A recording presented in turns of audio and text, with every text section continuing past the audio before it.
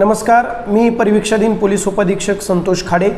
आज आमच्या विशेष पोलीस पथकानं श्रीगोंदा पोलीस स्टेशन हद्दीअंतर्गत गुटखावर कारवाई केली असता आज आम्हाला श्रीगोंदा घोडेगाव रोडवर इनामदार वस्तीजवळ RMD पान मसाला, RMD सुगंधी तंबाखू, विमल पान मसाला तसेच विमल सुगंधी तंबाखू याने भरलेला एक छोटा हत्ती टेम्पो आम्ही पकडलेला आहे।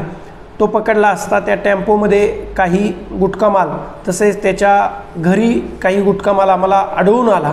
आमच्या विशेष पथकानं कारवाई केली असता आम्हाला 5,55,600 रुपयाचा गुटखा माल तसेच या गुन्ह्यात वापरलेले 4 चाकी वाहन असा मिळून आम्ही एकूण 11,05,600 रुपयांचा मुद्देमाल हस्तगत करत 3 आरोपींना ताब्यात घेतलेला आहे।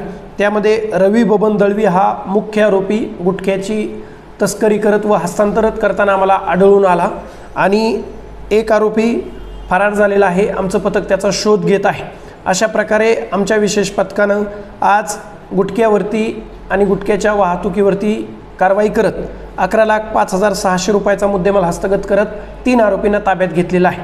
ही कारवाई जिल्ह्याचे पोलीस अधीक्षक माननीय श्री सोमनाथजी गार्गे सर यांच्या मार्गदर्शनाखाली तसेच निर्देशाने चालू आहे। अशीच कारवाई यापुढेही जिल्ह्याभरात अवैध धंद्यावर धडक कारवाई करण्यात येईल। धन्यवाद।